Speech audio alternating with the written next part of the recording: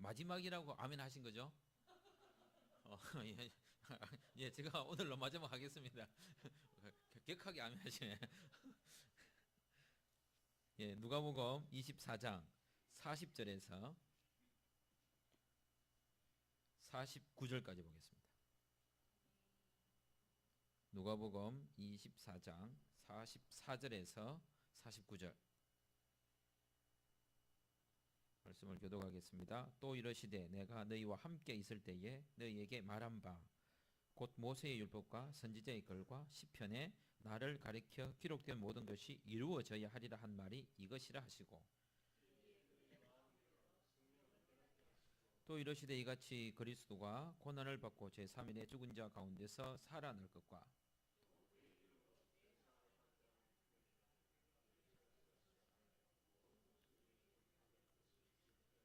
너희는 이 모든 일의 증인이라.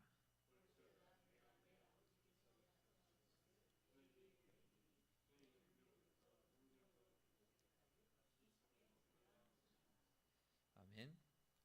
누가복음을 처음 시작한 성경 구절을 한번 볼 필요성이 있을 것 같습니다. 누가복음 1장을 한번 보겠습니다.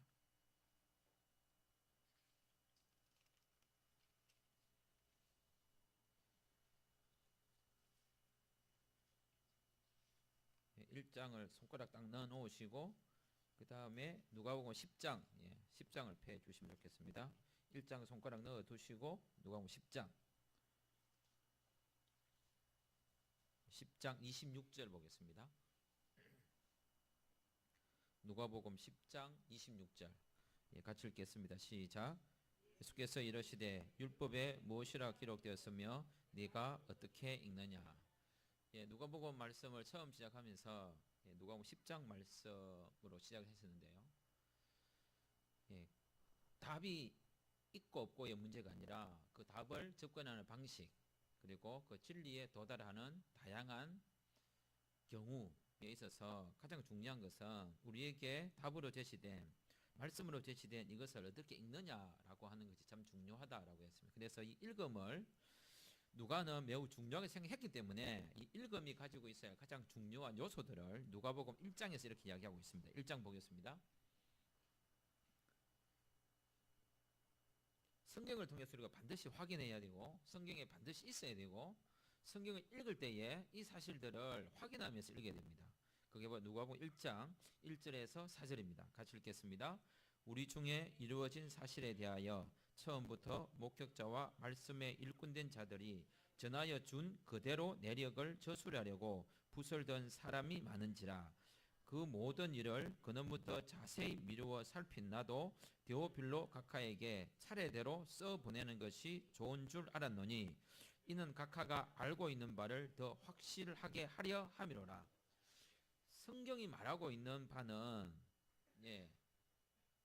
더하여진 이야기이거나 아니면 좀 더 이런 이야기가 있었으면 좋겠다 싶은 이야기거나 자신의 느낌을 충분히 표현할 수 있는 단어적 표현으로 성경을 기록한 것이 아니라 성경에는 반드시 사실에 기초해야 됩니다. 그 사실도 뭐냐면 사실이었으면 좋겠다 라거나 사실이면 좋겠다 사실이기를 바란다 라는 것이 아니라 그 사실은 바로 우리의 삶 가운데 이루어진 사실입니다. 이 사실로부터 사람들은 목격자도 되고 일꾼도 되고 글을 쓰는 사람도 되어서 이 사실을 전하여 주는 거죠. 성경에 있는 내용들은 근원부터 자세히 살펴가지고 사람들에게 알려줘야 되고 말해줘야 되는데 그렇게 하고 있는 이유가 뭐냐? 믿고 있는 바를 더 확실하게 하도록 하기 위해서입니다. 제가 굳이 이 말씀을 하는 이유는 오늘 읽었던 본문 24장을 보겠습니다.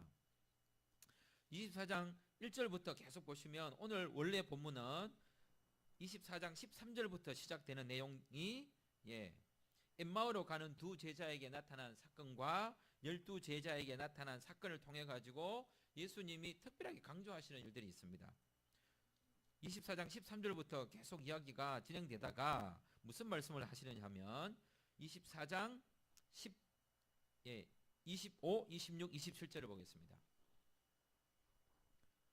24장 25절부터 27절까지를 같이 읽겠습니다. 시작. 이러시되 미련하고 선지들이 말한 모든 것을 마음에 더디 믿는 자들이여 그리스도가 이런 고난을 받고 자기의 영광에 들어가야 할 것이 아니냐 하시고 이에 모든 선지자의 글로 시작하여 모든 성경에 쓴 바 자기에 관한 것을 자세히 설명하시니라. 예.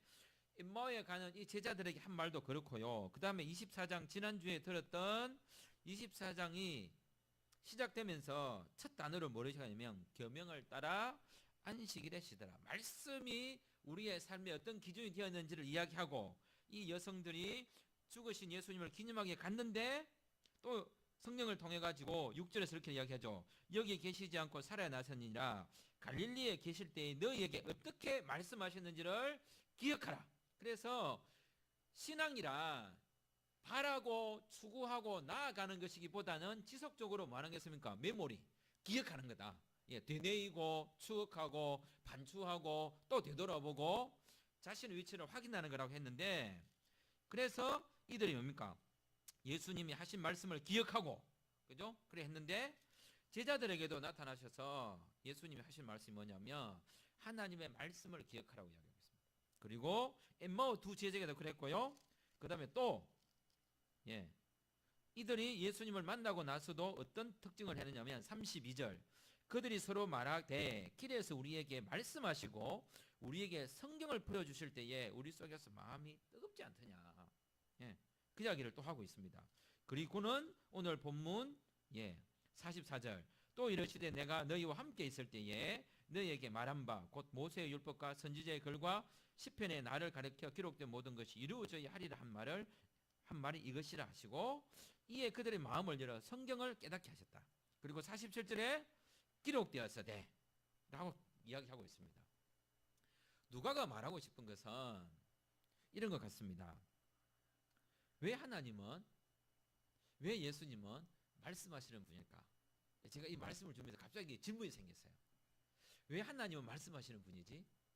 왜 하나님은 우리에게 그냥 필요하실 때마다 나타나셔서 말씀하시면 되고 나타나셔서 내가 하나님이다 이렇게 하시면 되는데 왜 그분은 말씀하시는 분으로 우리에게 오셨을까?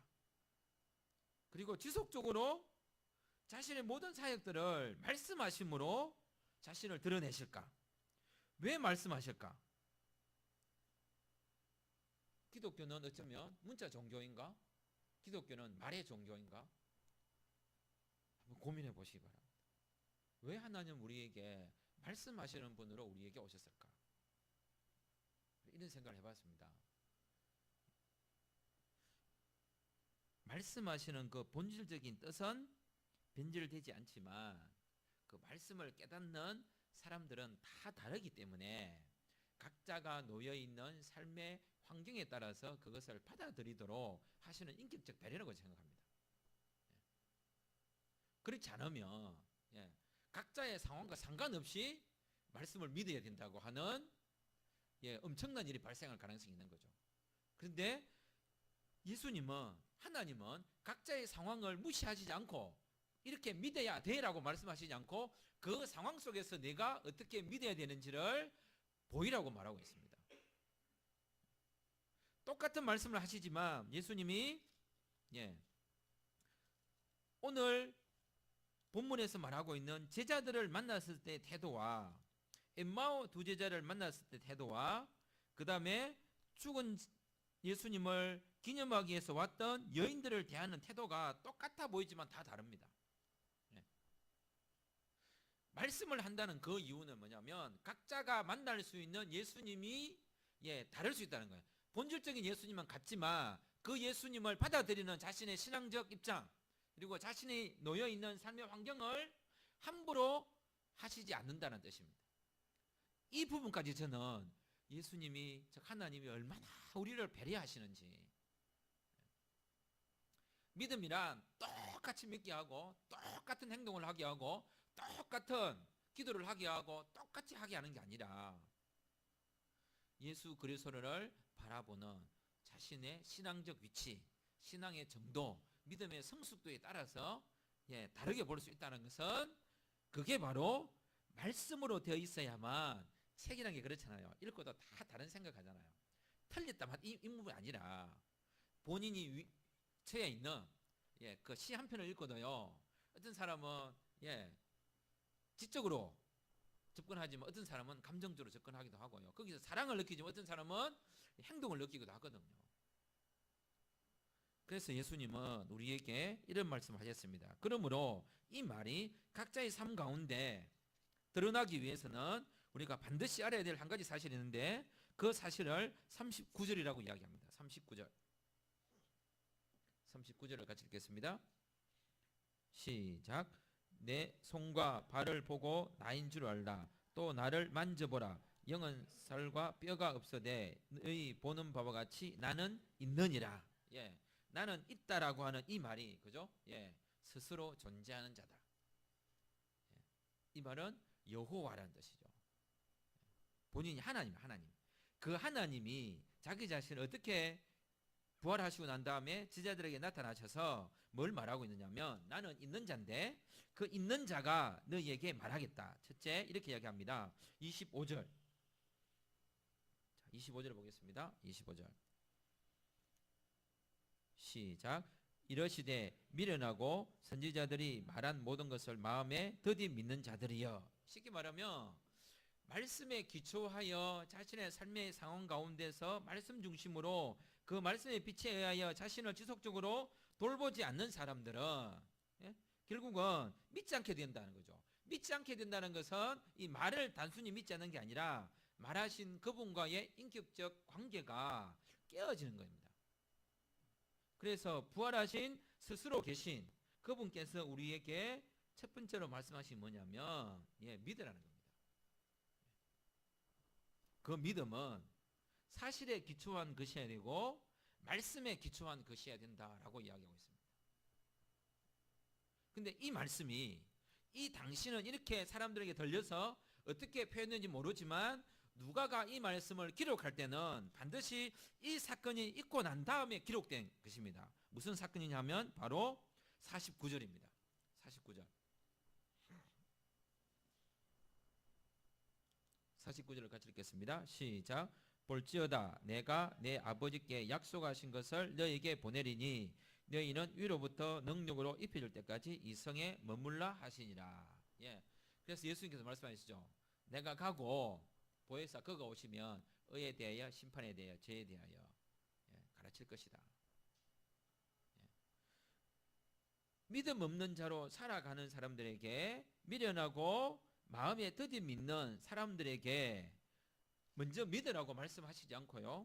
말씀을 던져주고 나서 내가 말했으니까 믿어야지 이렇게 말씀하신 게 아니라 믿을 수 있도록 그 마음에 더디 믿음이 사라지도록 그 마음에 미련함이 없어지도록 그 마음에 확신이 생기도록 뭘 요구하시냐면 위로부터 내가 보내는 보혜사 성령 그가 오셔서 위로부터 오는 능력을 입을 수 있도록 말씀하시고 있다는 거예요.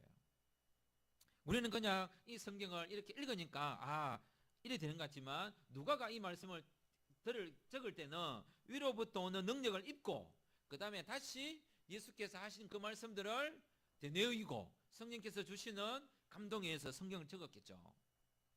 그래서 우리 자신에게 믿음이 있고 이런 문제가 아니라 그 문제를 만들기 위해서는 가장 먼저 뭐냐면 성령을 기다려야 됩니다. 우리 자신이 이 말씀을 믿는 이유가 뭡니까? 나의 확신? 아닙니다. 성령께서 주시는 확신입니다. 내가 이것을 인격적으로 받는 이유? 내가 하나님이 너무 좋아 보여서? 아닙니다. 그분께서 우리에게 은혜를 입혀 주셨기 때문입니다. 왜 위로부터 오는 능력을 입을 때까지 머물러 했을까? 잘 생각해보면 십자가를 봤는데요. 그래서 십자가 보고 쟤들이 다 도망갔습니다. 그런데 부활했습니다. 다들 놀라갖고 예수님 가까이 있고 싶었겠죠. 야, 내가 부활의 주님을 만져봤고 부활의 주님을 받고 부활의 주님과 함께했다. 자신을 얼마나 드러내고 싶고 말하고 싶겠습니까? 그때 다시 한번 주님께서 말씀하십니다. 깝죽대지 말고 잠잠해라.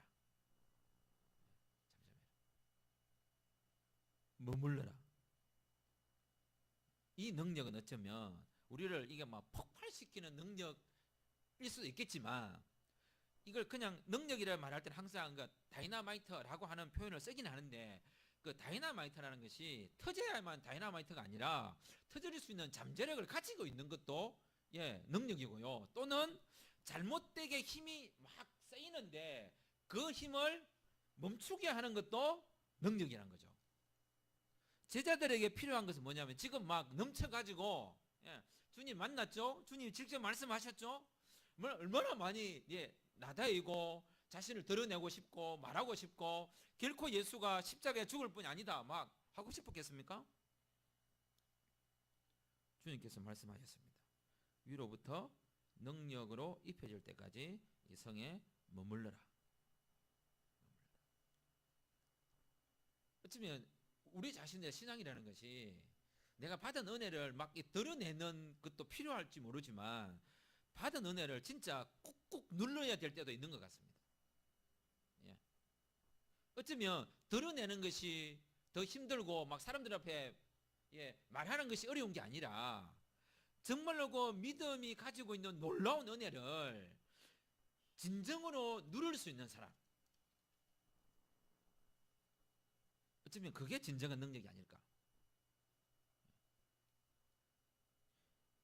이 능력은 예수님께서도 어떻게 표현하냐면 사람들은 야 네가 구원자냐? 내려와봐. 남을 구원하는 데서 너도 구원 못하냐? 이 능력은 뭡니까? 진정한 능력은 자신도 구원하고 남도 구원하고 십자가에 못을 그죠? 빼고 갑자기 막 땅에 내려와서 적군들을 싹 죽이고 이래야 능력이죠. 그런데 십자가에서 예수님의 능력은 뭐냐면 머물러 계시는 것이었습니다.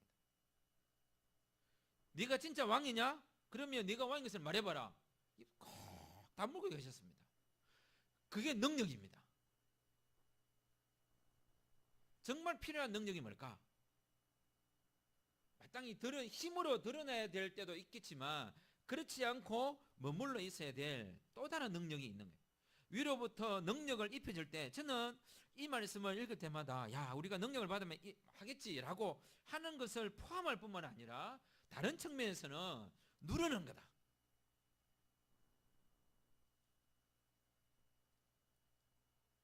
그렇다면 이 눌러진 사람들이 하는 일은 뭐냐? 그게 바로 44절입니다. 또 이러시되 내가 너희와 함께 있을 때에 너희에게 말한 바 곧 모세의 율법과 선지자의 글과 시편에 나를 가리켜 기록된 모든 것이 이루어져야 하리라고 한 말을 기억하는 것입니다. 이 사실을 믿는 거죠. 그래서 성령을 통하여 믿는 자들이 되는 것이고 성령을 통하여 두 번째 우리에게 뭐냐면 스스로 있는 자가 우리에게 두 번째 말씀하신 것이 바로 27절 그리고 32절 그리고 45절 세 번의 행동이 있는데 그게 바로 성경을 설명하시고 성경을 풀어주시고 성경을 깨닫게 하시고 부활하신 예수 그리스도 스스로 계신 그분에게 첫째는 믿음 누르고 그죠? 의지하기 위하여 기다리는 믿음. 두 번째는 말씀에 기초하여 이 말씀을 가르치고 말씀을 묵상하고 말씀을 설명하고 말씀을 풀어주고 말씀을 깨닫게 하는 이 일이 필요하다는 것입니다. 이 본문의 말씀은 조금 전에 누가복음 1장을 읽었을 때에 누가복음을 기록한 목적하고 똑같습니다.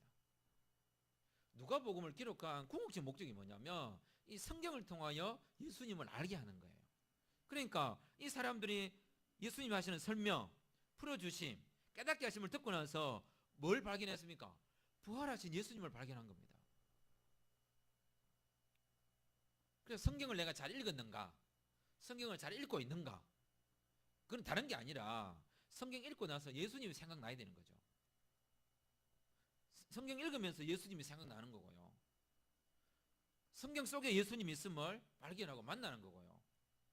어떤 형태의 성경 읽기를 할지라도 어떤 성경 연구를 할지라도 어떤 본문을 팔지라도 예수님을 만나지 못하고 그 마음이 뜨거워지지 않고 그 풀어주심에 의하여 예수 그리스도를 고백할 수 없다면 그것은 성경 읽기가 아닌 것입니다.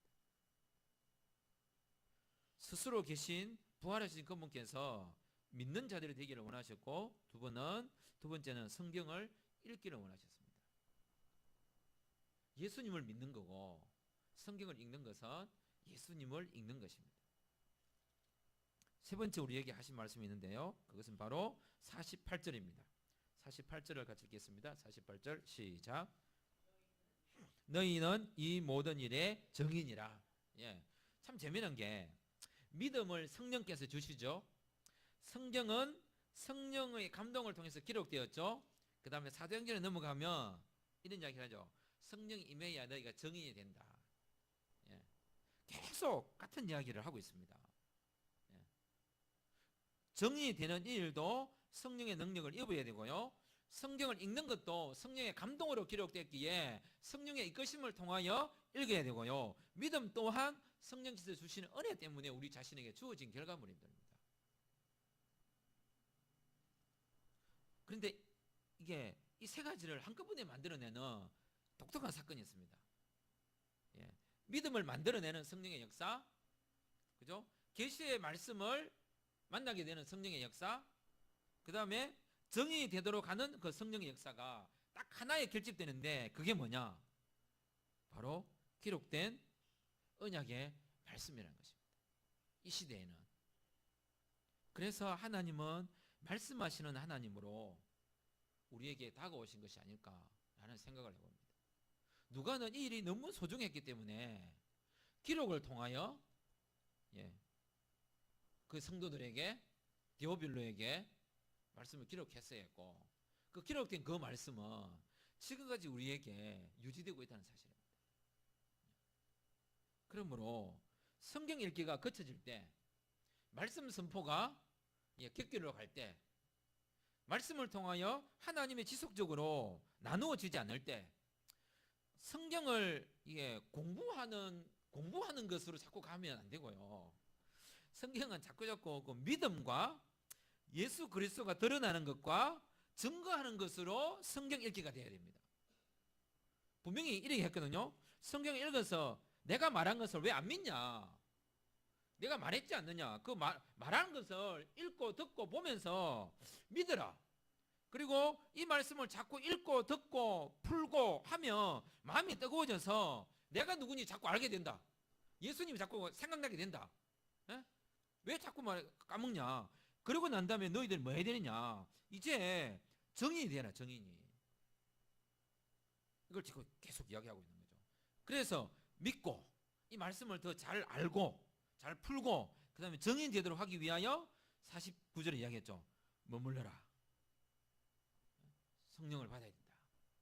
근데 우리는 이제 성령을 다 받았죠. 성령 받은 증거가 뭡니까? 내가 이제 예수를 믿고 있는 거죠. 예수 믿고 있는 게 성령 받은 겁니다. 내 의지로 믿은 게 아니니까. 그럼 받은 성령과 더불어서 우리는 뭐 해야 됩니까? 말씀을 통하여 또 예수님을 믿고, 그 다음에 믿는 거 예수님을 성경을 읽으면서 만나고, 믿고 성경을 통해서 만났던 그 예수님을 이제 정언해야 되는 거죠. 누가의 교회에게 주어져 있는 최고의 숙제는 이것이었다고 생각되어집니다. 그럼 누가의 교회만이 문제일까?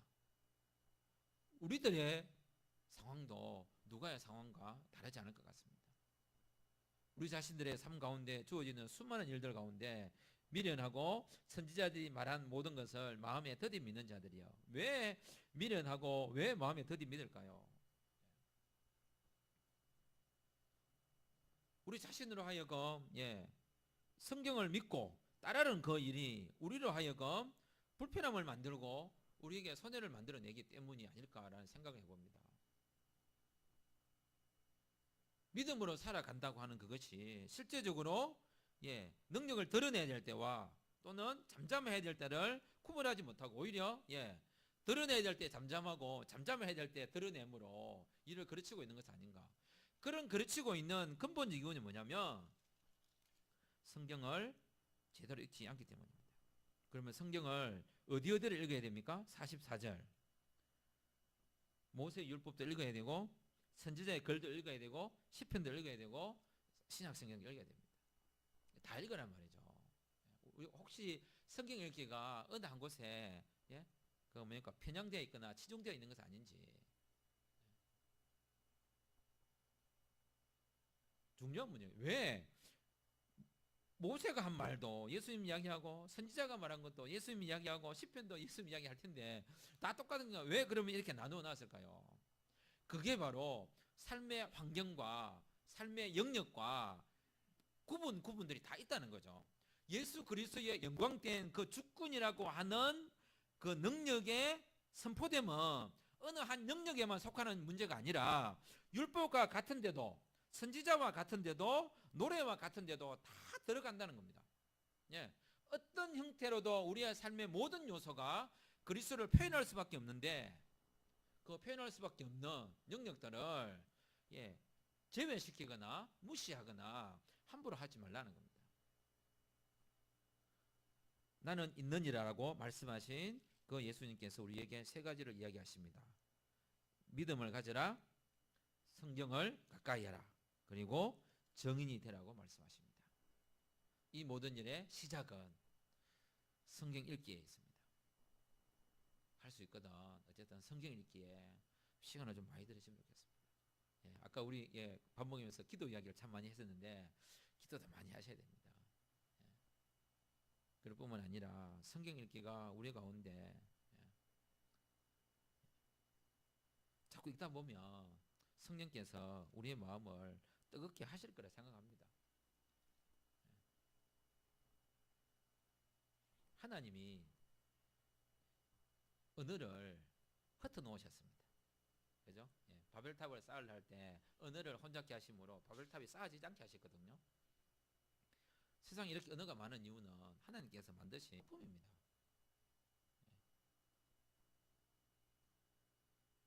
사람이 그러잖아요. 말이 안 통하면 속상하긴 하지만요. 말이 안 통하면 그 사람의 인생에 간섭하기가 쉽지 않습니다. 참 놀라운 일이거든요. 이게. 다 똑같은 언어를 쓰면요. 말귀를 알아듣기 때문에 시킨 대로 해야 됩니다. 근데 말이 안 통하면 시킨 대로 안 해도 돼요. 왜? 못 알아들으면 되니까.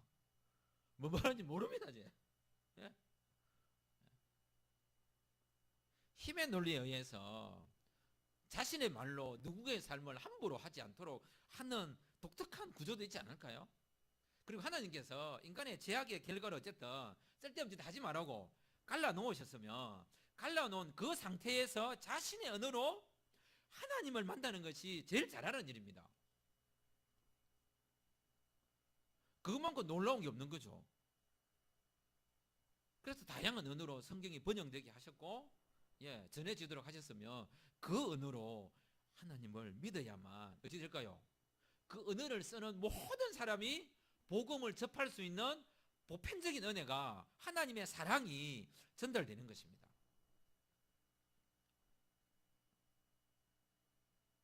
혹은 또 그를 몰라도 이렇게 얘기했죠. 문자가 아니어도 내가 한 말을 기억하라 했으니까 누구한테 들은 이야기도 그죠? 하나님의 말씀이 있는 내용이라면 그 전하는 내용이 성경의 내용을 반박하거나 바꾸지 않는 내용이라면 그것도 하나님의 말씀이죠. 그러니까 설교가 말씀이 되는 이유가 거기에 있는 거죠. 설교가 하나님의 말씀이 되는 유일한 조건은 예수 그리스도와 일치해야 되고요. 성경에 있는 내용을 반박하지 않아야 되고요. 보편적 세상 진리들과 어느 정도 보조를 맞추어 갈 수 있어야 됩니다. 인간을 사랑해야 되고요. 하나님의 사랑을 드러낼 수 있는 것이어야 됩니다. 그래야 하기 때문에 우리 자신들이 우리 말로 기록되어 있는 이 성경을 읽는 것은 바로 부활하신 주님을 고백하고 우리에게 성경을 주시고 말씀으로 자기 자신을 드러내신 그분을 고백하는 가장 중요한 신앙의 정표라고 생각되어집니다. 얼마나 고맙습니까? 그죠? 가리늦게 이제부터 성경은 히브리어로 읽으세요. 이러면 큰일 나겠죠. 라틴어로 읽어라. 라틴어로 성경을 읽던 그 모든 문화를 끊고 즉 독일의 마틴 루터라는 사람이 자국어인 독일어로 라틴어를 독일어로 번역해서 성경을 인쇄하고 출판하고 이게요 사람들에게 계몽이라는 걸 만들어냈습니다. 자각을 하게 이렇게 사는 게 아니구나. 신앙은 이렇게 믿는 게 아니구나. 하나님을 믿는 일은 이렇게 하는 거구나. 세상은 이렇게 봐야 되는 거구나. 그걸 깨닫게 된 거죠. 그래서 성경을 전달하고 성경을 알려주고 성경 말씀을 나누고 말씀 묵상을 하면서 교류를 하는 것은 우리로 하여금 눈을 뜨게 하는 일입니다. 그렇게 이야기했죠. 이 사람들이 32절 그들이 서로 말하되 길에서 우리에게 말씀하시고 우리에게 성경을 풀어주실 때에 우리 속에서 마음이 뜨겁지 아니하더냐. 그리고 오늘 본문 45절 이에 그들의 마음을 열어 성경을 깨닫게 하시고. 말씀을 읽는 것은요, 지적인 영역과 의지적인 영역과 감정적 영역뿐만 아니라 우리의 삶의 영역들이 변화되는 것입니다. 알게 되는 것은 어떤 특정 영역만 알게 되는 것이 아니라 세상이 어떻게 흘러가는지 뭐가 옳고 그른지를 분간하게 되는 것입니다. 제가 왜 오늘 이런 말을 제가 폰을 대놨던데요. 제가 어떤 분으로부터 카톡에 긴 글을 받았습니다. 그렇게 볼 수도 있죠. 근데 그 글을 받으면서 너무너무 마음이 아팠습니다. 제가 뭐라고 반박은 못 하겠어요. 반박하기 너무 안타까워서 제가 본 시각이 옳다는 건 아니에요. 그렇게 볼 수 있다는 것이 안타까웠습니다. 이런도 자기 주머니에 넣지 않고 뇌물을 받지 아니한 박근혜 대통령이 무슨 잘못입니까? 목사님 하면서 어떤 목사님이 보낸 거예요, 저한테. 길게. 원문 그대로 제가 박지사님에서 보여드렸는데, 이명박, 죄송합니다. 용어. 이명박 그 새끼야. 감옥 가는 거에 당연하겠지만, 박근혜는 1원도 안 받았고, 뇌물죄라고 법원에서도 판단도 하지 않았는데, 왜 아직 그런 이야기를 하시냐고. 이 세상이 지금 문재앙이 때문에 무너질 것 같다고. 그래서 참 이분 언어가 탁월하다. 언어 유희가 진짜 탁월하다. 우리 자신들이 성경을 읽으면서 세상을 보는 눈에 대한 왜 우리가 성경을 읽어서 예수 그리스도를 드러내야 되냐면 내가 읽은 그 성경 읽기는 내 삶을 표현하게 되는 거고 내가 읽은 그 성경 읽기는 예수님이 누군지를 말하게 되는 것입니다. 결국 그 모든 것이 뭘 말하냐면 우리가 이 모든 일에 정의 되는 일입니다. 정의 되는 가장 쉬운 방법이 있습니다. 그건 바로 성경을 읽는 것입니다. 성경을 읽고 믿는 일이 첫 번째 정인입니다. 정인이라는 말은 가서 말해야만 정인이 아니고요. 내가 가서 말을 하면서도 그 사실을 안 믿을 수도 있습니다. 정인이 되어야 된다는 당위성 때문에. 그런 게 있죠. 아내나 남편이나 이웃을 사랑하지 않으면서 진짜 사랑 안 하잖아요. 안 하면서도 사랑해라고 할 수 있잖아요. 그건 사랑이 아니죠. 정인이 되는 가장 첫 번째 방법은 내가 정인입니다 라고 사실을 믿는다면 성경을 읽어야 됩니다. 왜? 내가 정인인 것을 말해주는 책이고 정인으로서 해야 될 내용을 담고 있고 정인으로서 반드시 살아야 될 방향성을 알려주기 때문입니다. 내가 정인이 되는 출발점은 말씀에 있습니다. 말씀 때문에 정인이 되는 거고요. 말씀에 의해서 성경이 정인이 되는 거고 말씀으로 정인으로 빚어지는 것입니다. 그래서 말씀 읽기를 통해서 정인이 될 수 있습니다. 사랑하는 성도 여러분, 기회 있을 때마다 자주 성경을 많이 읽으시고 여러 군데도 읽어야겠지만 할 수 있으면 저는 한 성경 있죠. 66권 중에서 한 권을 좀 탐독했으면 좋겠습니다. 여기저기 많이 글만 읽지 마시고 짧은 거라도 예수님을 만나고 싶다라면 전통적으로 알려져 있는 성경이 있습니다. 그게 바로 골로새서하고 히브리서입니다. 예수 그리스도에 대한 기독론에 대해서 예수 그리스도의 제사장적 그리스도의 유일성 그걸 말해주는 것이 히브리서고 기독론 예수에 대해서 말해놓은 것이 골로새서라고 많은 사람들이 말하고 있거든요. 그러면 그 부분을 쫙 읽는 거예요. 그 부분만. 그래서 그것만 계속 하나라도 정확하게 해놔야 다른 걸 읽을 때 쪽쪽 빨려 들어가고 연결이 됩니다. 사실 우리가 너무 많은 양들을 막 읽으니까 이게 그냥 읽은 거예요. 예, 그냥 읽은 거. 예, 그러지 말고 하나의 성경을 파십시오. 골로새서 4장밖에 안 되고 빌립보서 4장 짧은 거. 가능하면 일단 신약을 먼저 읽는 게 훨씬 좋습니다. 신약 읽고 그래서 그걸 내용을 완전하게 내 것으로 충분히 이해되고 나면 그 다음에 또 다음 성경을 연결시켜보고 이러면 그게요 쫙쫙쫙 이게 맞아 들어가고요 이게 아구가 쭉쭉쭉쭉 맞아 들어갑니다. 너무 좋습니다.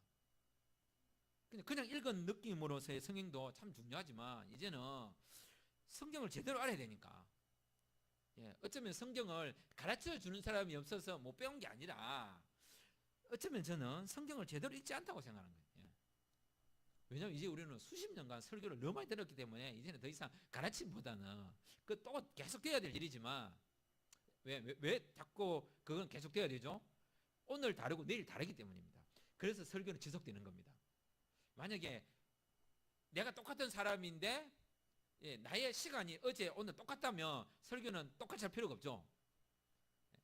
설교를 갖고 해야 될 이유가 없는 거죠. 상황이 똑같기 때문에. 그런데 어제 다르고 오늘 다르고 내일 다르기 때문에 자꾸 바뀔 수밖에 없고 자꾸 선포되어야 되는 거죠.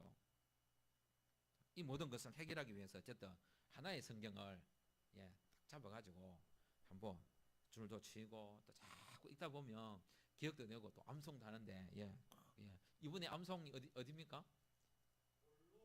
좋네요. 자 딱이네. 어떻게 읽다 딱 맞아 떨어졌을까요? 근데 골로새서가 성경 읽기가 제일 어렵다고 합니다. 왠지 아세요? 골로 다 세 뿌니까. 그래서 너무 어렵답니다.